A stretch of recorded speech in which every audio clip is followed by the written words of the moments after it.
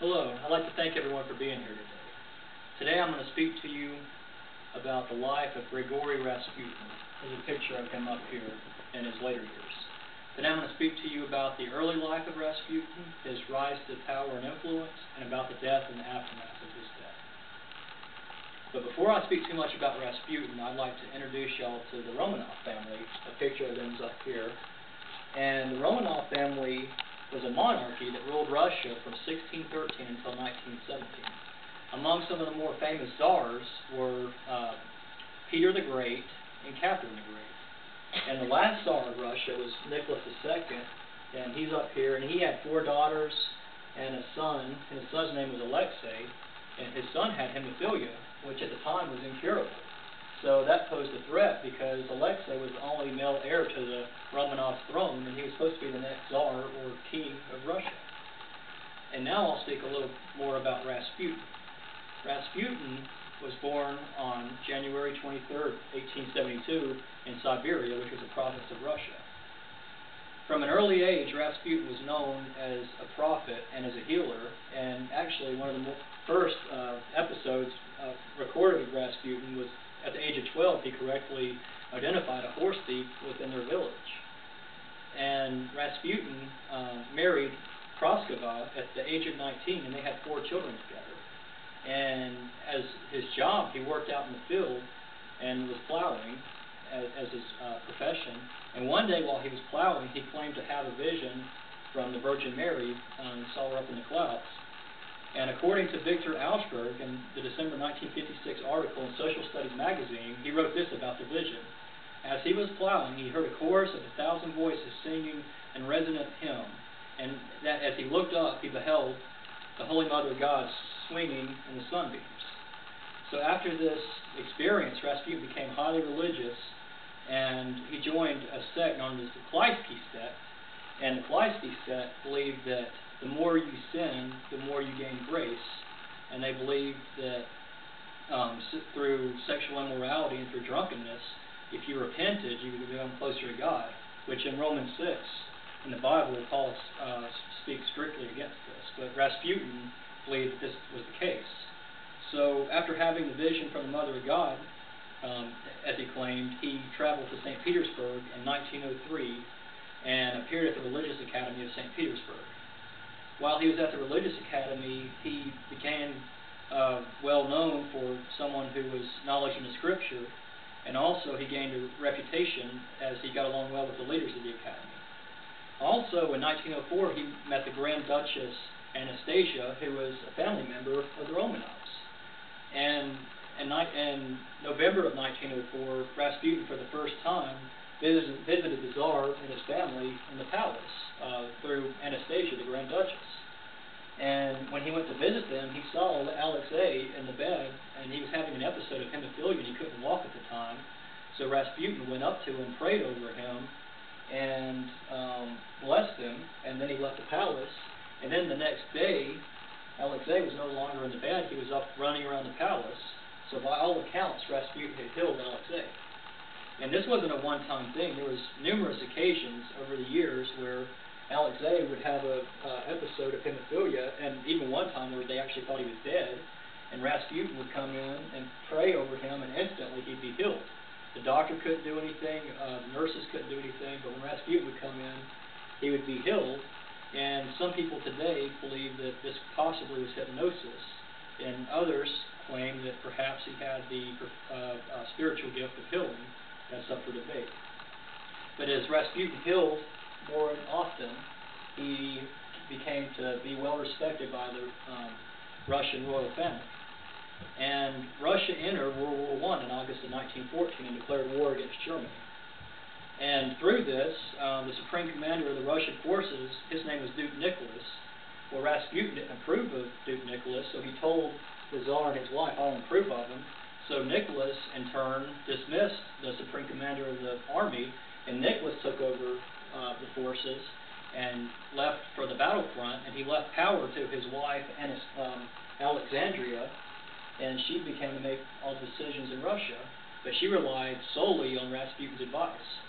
So from 1915 till 1917, all decisions that were made, including the ministers to the government, were determined by Rasputin.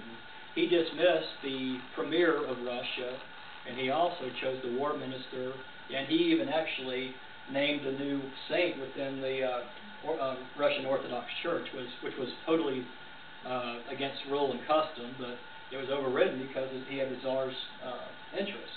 And also, decisions that were made for the Russian army were determined by Rasputin. He would claim to have visions from God, and then the outcome of the military would rest on his decisions, and this cost millions of Russian lives because they were losing heavily to the Germans because of Rasputin's false prophecies.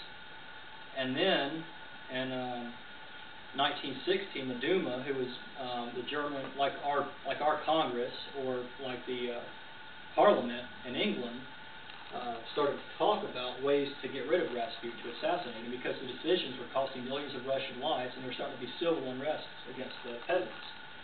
So, in December of 1916, Prince Yusuf, who actually was nephew of Alexandria, along with 4 other members of the Duma and the Russian government, conspired to have Rasputin assassinated. So on December 29th, 1916, the prince told Rasputin that his wife was ill, so he invited him over to his house. Well, Rasputin came over and was served tea cakes and wine that were laced with cyanide. Some say that there was enough cyanide in the wine to kill a whole army of men and to kill an ox easily. But Rasputin, as he was drinking this, was unable to die. He wouldn't die. He actually got more and more merry and started being even happier as he drank the wine and ate the cyanide-laced tea cups. Dr. Stanislav Lazarov, who was a former colonel of the Russian army and also one of the co-conspirators of the assassination, who was there, wrote this, and he told this to the New York Times Current History issue in November of 1918. We were seized with an insane dread that this man was inviolable, that he was superhuman, that he couldn't be killed. So they started to freak out because cyanide wasn't killing him. So they shot him with a revolver, and he fell to the ground, and then all indication was that he ceased breathing, so they all left the room. But when they came back in the room, the prince was just looking over his body, and he reached up and grabbed him by the throat, and then he started to run through the courtyard to run away, and he was shot twice more.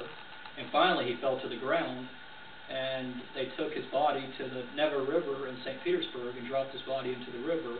And they found his body 2 days later, and an autopsy revealed that he actually died of drowning, not from cyanide or from the gunshots. And also, some say that he made the symbol of the cross while he was drowning, right before he died. So he was buried, his body was found on December 31st, and he was buried with the royal family in the royal palace on January 3rd of 1917. Well, the problem is, of all the decisions he was making with, and all the corruption that was going on, it was too late. Within 3 months, actually on March 15th, 1917, peasants took over all the palaces, and Nicholas II was forced to abdicate the throne. So over 300 years of Romanov rule came to an end on March 15th of 1917. And then when the revolutionaries took over, they dug up Rasputin's body and burned it. They wanted no trace of him left. And the Tsar and his family was sent into exile. Well, in October of that year, the Bolsheviks, or the communists, took over Russia. So communism in Russia would not have been impossible at all had it not been for the influence of Rasputin and the decisions that were made at the end of his life. And then, in July of 1918, the Tsar and his family, who were in exile in the Ural Mountains, were encountered by the Red Army, and every one of them was assassinated. And their bodies were buried, and so within a year and a half of Rasputin's assassination, communism took over Russia, and the entire royal family was killed. And finally, my argument would be the link, or what I would say, inform you, is the link that Rasputin poses to modern-day communism, because communism, had it not existed in Russia to begin with, wouldn't exist in China, North Korea, or Cuba, or countries like that still to this day, as communist Russia set a precedence for other nations. Also, Adolf Hitler, a lot of the reason he gained power and control was by scapegoating Jews and communists, and Marxist Jewish communists, as he called them, and that was a large reason that he gained control over Germany, which led to World War II. So there's a lot of implications that Rasputin had on history.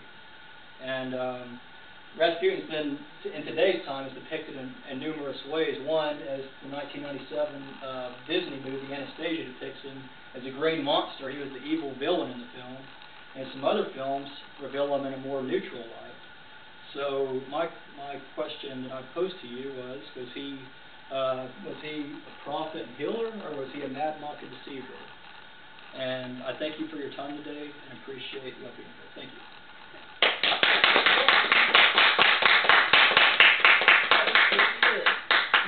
Is it off? No?